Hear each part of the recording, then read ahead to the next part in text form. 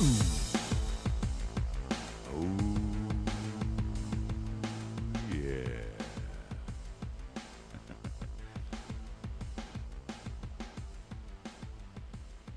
know, every time I talk into this microphone that was lent to me by a listener, he calls me up one day, and I was saying, you know, we're trying to build a studio here, and if anybody got any equipment that they're, you know, that is studio quality stuff, lighting or anything along those lines, please donate to us. We could use the equipment, and we can't afford it.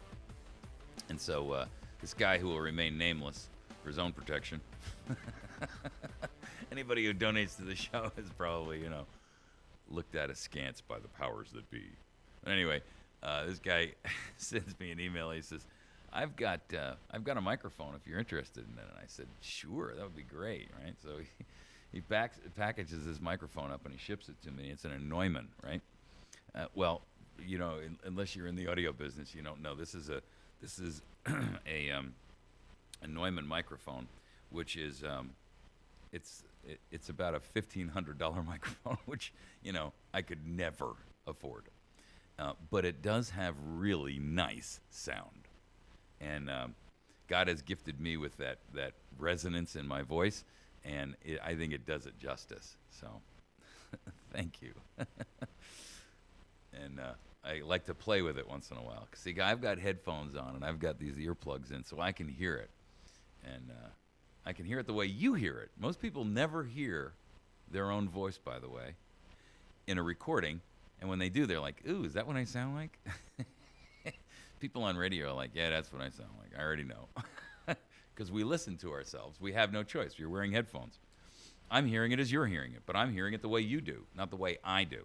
We hear ourselves speak through our jawbone. We actually don't hear orally through our ears.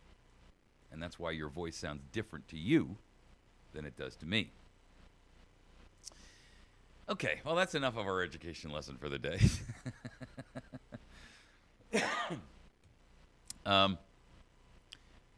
This topic this morning is a serious one. And I meant it to be serious. Because the problem that we have with the ATF in this country, the Alcohol, Tobacco, and Firearms, and other law enforcement agencies that are seeking to strip Americans of their right to bear and own and possess arms for self-defense of themselves, their households, and their country,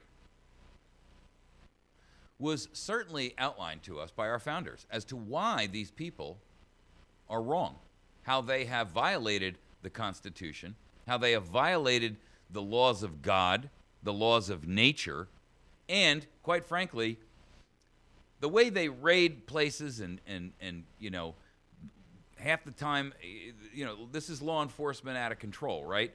Along with lots and lots and lots of SWAT groups. These groups, you know, they kick in your door and they raid it, and they raid it at gunpoint, and then, you know, the guy who has no idea why they're there, all he just sees is, you know, somebody in black kicking in his door. He goes to grab a gun and defend himself, and pow, they kill him. And then, of course, they're justified because, you know, he was a threat to the police officer's life, or ATF agent. A bunch of crap.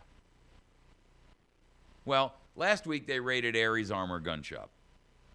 Despite the fact that Aries Armor had gone to the courts and gotten a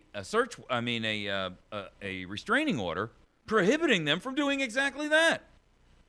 And what they were really after was not so much the guns. Aries makes, for the record, just so you understand, and I'll set the story up, Aries makes a lower to make an AR-15. And they make it where it's completed only 80%. Now, an 80% lower means that it's technically, legally, not a firearm by the ATF's rules, right? So you can buy it, I can buy it, anybody can buy it. You can buy it through the mail, and you don't have to have it mailed to an FFL. When you get it, what you have to do is work with if you want to really do it right, you're going to go and sit with a machinist for a few minutes, and you basically finish drilling a couple of holes in this template they give you, and then you can put your own parts on it. And according to the law, you can make your own gun, and it doesn't need a serial number, and you don't have to have it stamped Colt or Bushmaster or anything else. You can make your own gun. There's absolutely nothing wrong with that. And you don't have to serialize it because you're only making one for personal use. Well, the ATF doesn't like that. How they can justify that, I don't know. Because if you read what our founders had to say, and you read the Constitution itself in the Second Amendment, it tells you everything is in diametric opposition to that.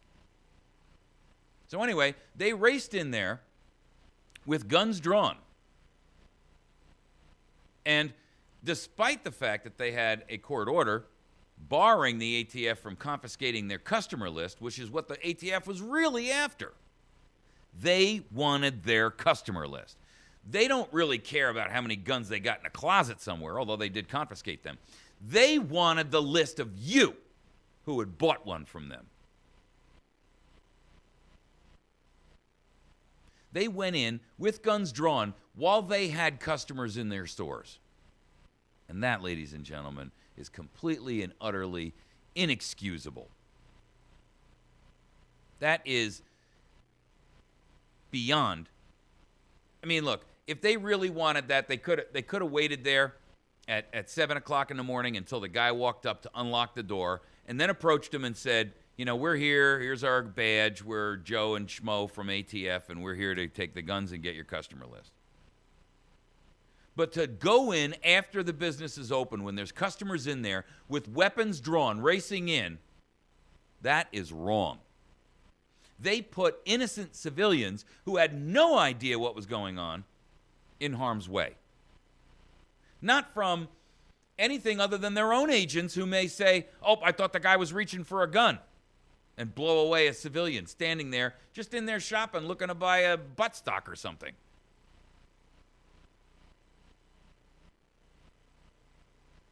So let me tell you what our founders had to say.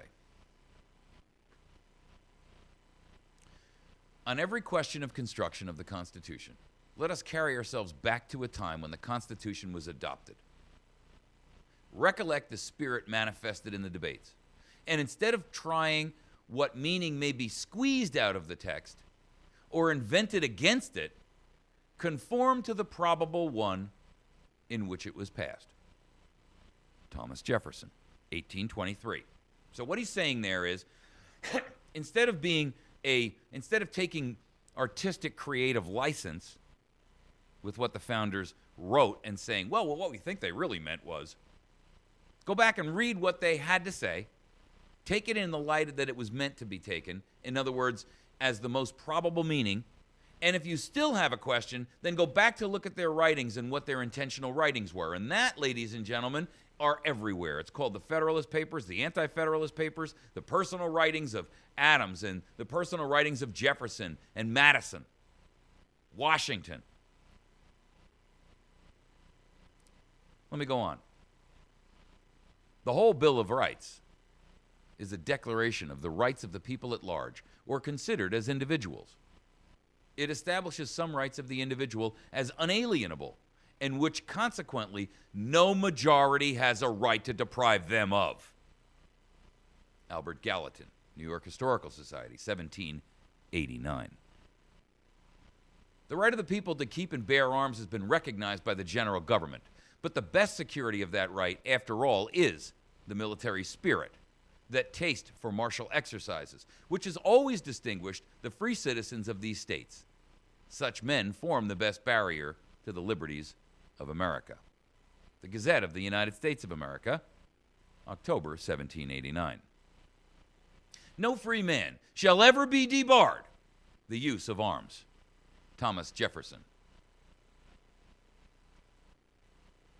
The right of the people to keep and bear arms shall not be infringed. A well-regulated militia composed of the body of the people, trained to arms, is the best and most natural defense of a free country. James Madison, 1789. A militia, when properly formed, are in fact the people themselves, and include all men capable of bearing arms. Richard Henry Lee, 1788. What, sir, is the use of a militia? It is to prevent the establishment of a standing army, the bane of liberty. Whenever governments mean to invade the rights and liberties of the people, they always attempt to destroy the militia in order to raise an army upon their ruins. Representative Elbridge Gerry of Massachusetts, 1789. to disarm the people.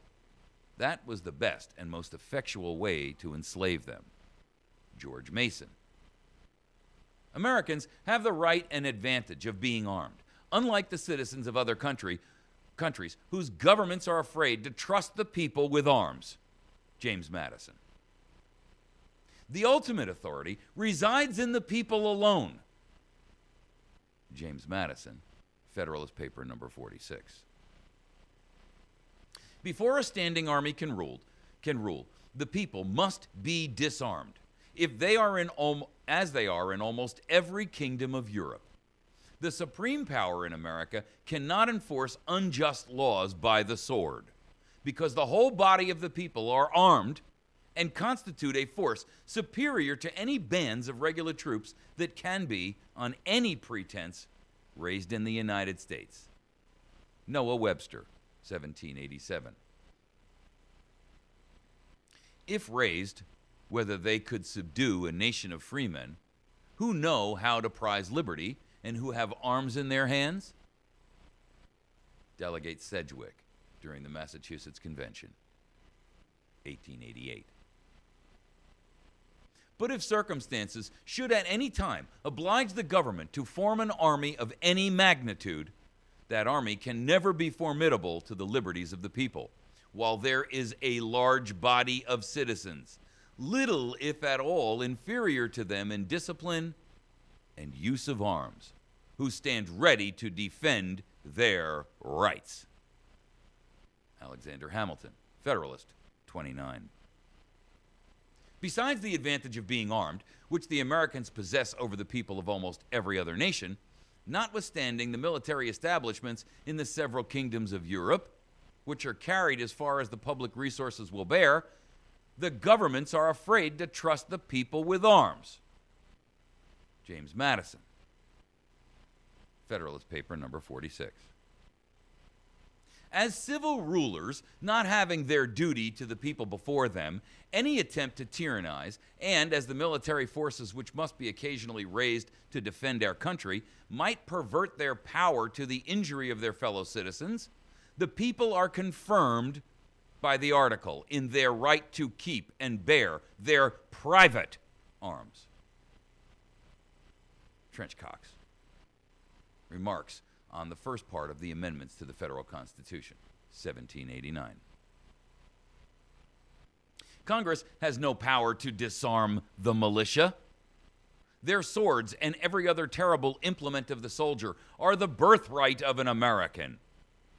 The unlimited power of the sword is not in the hands of either the federal or state government, but where I trust in God it will ever remain, in the hands of people. Trench Cox, 1788. Did you hear his first sentence? Congress has no power to disarm the militia. The birthright of an American, every American. Not some redefined variant of the word militia. Moving on. The prohibition in general. The prohibition is general. No clause in the Constitution could, by any rule of construction, be conceived to give to Congress a power to disarm the people.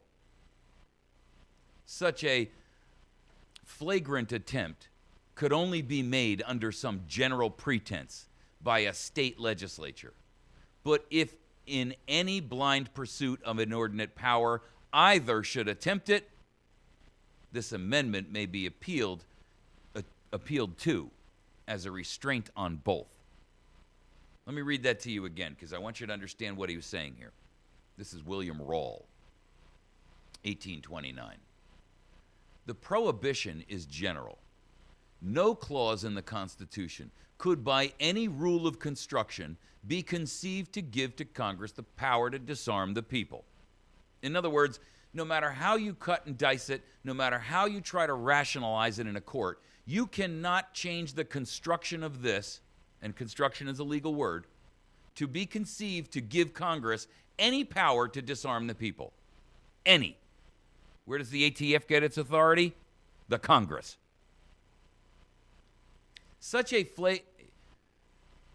he uses the word flagitious, but it's actually flagrant. Such a flagrant attempt could only be made under the general pretense by a state legislature. So he's pointing out that a state legislature may attempt to do that. But then he goes on to say, but if in any blind pursuit of that level of inordinate power, and either the state or the federal government should attempt it, this amendment may be appealed to as a restraint on both, meaning the Second Amendment. In other words, you have a duty and an obligation and a right as a citizen to cease their activity and to restrain them both, state and federal. All right. Hang on a second, because we're going to bring a guest on here. Good morning. Are you there? Hey, Mike. How are you? Good. How are you? I'm doing pretty good. I have some. I know the web right now, especially the Second Amendment guys, are blowing up the web over the what happened in the gun store in California. But I do have some information. Okay. By the way, let me just set the tone for this, because for the record, guys, this is Jeff Norton from the Midnight Patriot Show. His show comes on from 9 to midnight right here on Patriot FB and also on Patriot FB Radio. And if you would like to listen to that, you certainly can. It's patriotfb.com/radio, or you can go to to patriotfb.com, sign up there, and Jeff's show plays live just like mine does every night. Go ahead, Jeff. I'm sorry. So you have some information on this ATF issue. Yeah, well, I mean, first, not only do I do a radio show, but I am actually also a licensed manufacturer. I build custom AR-15s. We actually manufacture the lowers out of billet and custom 1911s. So right. I understand the manufacturing process. And one of the things that, when the story broke last week, we started talking about it. I reached out to the ATF here. Being a manufacturer, I'm like, well, what did they do? Because we are actually looking at building what they call 80%ers as well. And so for those that... You had a professional interest. That's right. I have, exactly, because, these laws are convoluted. When you become a dealer, it's crazy. I mean, or even a manufacturer, there's a whole set of rules and regs, and you're constantly on the phone with the ATF, right? Asking them about this or that. So we reached out to them and asked them. So all right, so what did they do wrong? What is your interpretation? So, and the ATF, in Milwaukee, in this area, they're very cordial. I mean, they're not. There's two parts. So people don't know. There's two parts to the ATF. There's the industrial, which are the guys that regulate businesses and gun shops, and then there's the enforcement group. And even the industrial guys will say, you don't want the enforcement guys in your store. That's usually because some law was broken, and they try to avoid it. I mean, it's kind of funny how they even kind of look at them as being jackboot Nazis. I'll be more than happy to let you listen to the. I'll be more than happy to let you listen to the interview with John Dietrich from Milwaukee on the ATF stings that were done in his city, which would confirm that suspicion. It's incredible. And I actually know the agents. I actually personally know two of the agents that were involved in that, and it's just crazy. And I don't want to get out of it because I don't want to get into that, but I actually know of the agents, and the truth is not being told, and it's eventually going to come out in court, and there's a lot of it's crazy what transpired there. But I want to get back to this point here, and so I called them and I said, look, what did they do wrong? Because we are looking at as well as producing in what they call an 80%er, and so people don't, an 80% is a anomalous term that's used. Basically, there's a certain percentage in which the firearm, in which a piece of metal becomes a firearm, and the ATF is they call it the 80% rule, and it has nothing to do with its completion state. What they've done is they put some rules together and said, all right, when the part develops past this point, it is considered a firearm. And if you want to build 80%, the ATF is very clear. You have to send a sample of what you're building to us, and then what we do is we will send you a certification letter saying that this is not a firearm for your records, because anything other than that.